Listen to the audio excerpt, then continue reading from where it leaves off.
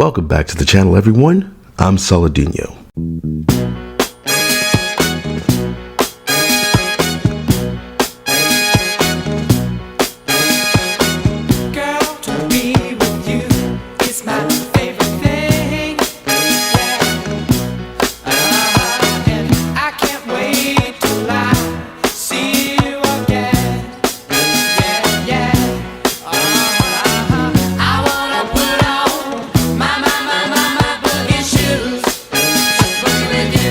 So yesterday morning, at the time of this recording, I was minding my business watching Super EyePatch Wolf's Chainsaw Man as a goddamn masterpiece, because I had just watched the anime like a couple of days earlier. Now, I'm just humming along, watching him talk about the anime and the manga, and he gets to this point. There's a warmth in these panels, conveyed through this subtle physical closeness that never feels romantic or weird. And after a while, it's like, oh, hey, wait, they're friends. I don't have brothers or sisters, so I don't know what that's like, but the majority of my close friends happen to be women, and when I look at these panels, it made me realize how rarely I see those relationships reflected in media.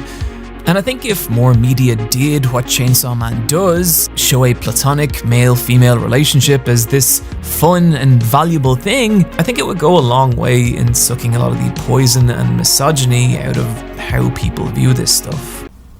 So I immediately turned the video off at that point, because I'm like, okay, I knew he was going to say something like this as soon as he mentioned the fact that he had a lot of female friends. I was already looking at him a certain kind of way when he was, and it was probably just a bit, I'm sure it was just a bit, but he was doing this thing where he was acting embarrassed about talking about the fact that, like, Denji's main ambition, at least at the beginning, is just to touch some boobs. And it really isn't just that. And he talks about that, how, he wants, Denji from Chainsaw Man. Like, because of the way he grew up and the life that he's had and the things he's been deprived of.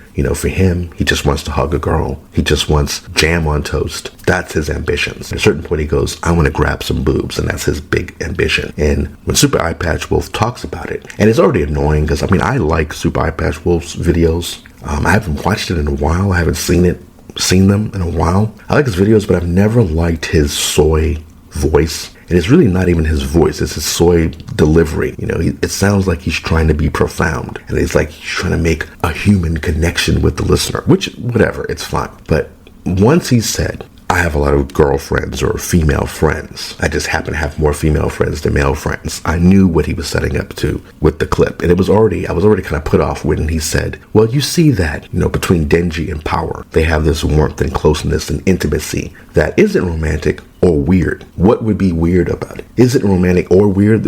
What's the weird option? Is either romantic or it's platonic. What's the weird part in it between the two of them? And it's like you have to go to, I guess, a dark corner in your mind to be like, oh, well, maybe he means if two of them are not. No, it doesn't make any sense, because he's saying if it's not romantic and they're close like that, then it must be weird. What would be the weird thing? What, incestuous? Like it doesn't make sense. It's just something he's saying. And then when he goes to, oh, well, if, more media showed that platonic relationships can be fun, then it would suck the poison and misogyny out of this stuff. What stuff? What the fuck is he talking about? Anime, media, society? Just talk about the fucking manga or the anime and go. Why are we being told that, Denji and Power, they have a great platonic relationship. They're close and they have fun. More, I don't know. And it's this default thing. Somehow you go from, I like their relationship. It's cool that a manga, anime shows that two people can enjoy being friends, and it's just platonic. It shows that you can have a platonic relationship with the opposite sex. That's great. But it's like the burden is put on male fans for some reason to go, like, as if women don't want to be in romantic relationships, and they don't want closeness. It's this thing, like, and it's so funny. Once I saw that clip, I said, I got to talk about this a little bit, and I'm already forming what I'm going to say about it. And then Abba and Preach puts out the video about the so-called trans person. I know how to build friendships, and it is still really, really hard. Try to think about how you can, in your small little community where you feel safe, can reach out to the men in your life and just help them feel maybe seen for a moment, or do little conversations to help their emotional maturity so that they can reach out to people and have deeper guy friends. Ugh, see, you have to fuck it up. Yo, your whole fucking invitation rescinded. Ugh. We don't need women to talk to us, though, like, help their emotional maturity. Listen, having female friendships did not all of a sudden just raise my emotional maturity. Alleviates everything. Yeah, it's so condescending whenever I hear fucking people, it's women who are the one to do this all the time. You need some female friends so they can elevate your, yo, shut the fuck up. When do you hear men ever say women need to have male friends to elevate anything? My God. That shit is so condescending, and this is the shit I don't like, because all they ever do, this issue, all they ever do when they talk about men's relationship with other men is speak negatively about it. They do never speak about it positively. And the reason why it annoys the shit out of me is I know how positive those relationships are and how irreplaceable they are. Now, I don't shit on women having friendship with women. I think it's great. Okay? I think it's great. I think it offers things, and you should have it if you can. Okay? But I don't know why men's relationship with other men is always seen as lacking or trash or whatever it is. Now, I say so-called trans man. Nobody else is saying this, so it's probably just me. But with the trans man, going by like the bridge of the nose and what looks like, you know, he has an Adam's apple, I'm like, this doesn't look like a trans man. It looks like it's just a guy pretending to be trans. Now, the voice sounds like someone who used to be a woman, so I don't know. But whatever, that's not even the important thing. I just thought it was interesting how, particularly what Abba was saying about how men's relationships, like the default is always that it's something negative. Like whenever men are in a group, whether they're physically in a group or they all agree on something or they all like something like manga and anime, it's immediately seen as something bad. If you're a guy and you like, I don't know, manga and anime, and then the manga and anime in question has, you know, fan service, and it's like sex and, you know, sexy women, good looking women, that kind of thing is just reduced to just, oh, it's fan service. It's bad. You know, even the way the Super EyePatch Wolf talked about the fact that, well, if they showed more platonic relationships, that would make people, men, less misogynist. And it's like, how does that correlate? Like, you're just taking away the meaning of what sex is and reducing it to something that's just bad. Like, to me, the left, online left, feminists are like no different than Christian fundamentalists who demonize sex and sexual urges. Just this idea that because it's sex and because it's pleasurable, like it's just the lowest thing that somebody can be interested in, when it's really one of the most important things for people. The way that they can connect, you know, the pleasure of, I mean, what's great, and I don't want to talk about it too much because my brother hasn't seen it. He hasn't seen the Chainsaw Man anime. And for anyone who hasn't seen it, I do recommend it if you're into anime. But the whole boob arc in Super EyePatch Wolf does a great job in talking about the scene with Makima the next day in the hands. And I won't get into it beyond that. But yeah, Super EyePatch Wolf did a really great job in sort of breaking that scene down. Even though he acts all, I don't really want to, I'm embarrassed to talk about how my boob manga, my boob anime is really deep. And actually, it really is deep, quote unquote. For one, like I was already saying, and he said it too, he didn't say this part. He did say that it's deep, but something that I feel like, on the one hand, so to speak, he has no problem, Super EyePatch Wolf, talking about the fact that Denji wants jam on toast. And he's celebrating the fact that he wants jam on toast. But when he also talks about boobs, you know, that he wants to touch boobs, then he's got to be embarrassed about it. Wanting jam on toast is not more noble than wanting to touch boobs. You know, I'm tired of sex being treated like something to be embarrassed by, and that it's somehow putting pressure on women because guys like it. Women like it too. And people expressing, I mean, that's one of the main reasons, one of the main fucking reasons that Twitter has been destroyed is because of all the fucking weirdos, the teenagers, the furries, the trans people, all those people who was just on Tumblr for porn. When Tumblr banned porn, all those weirdos had no outlet, so they ran over to Twitter to cause trouble. Because they could have stayed on Tumblr and been SJWs, but you don't connect with people in the same way. They ran over to Twitter to start just attacking people because they didn't have that outlet anymore.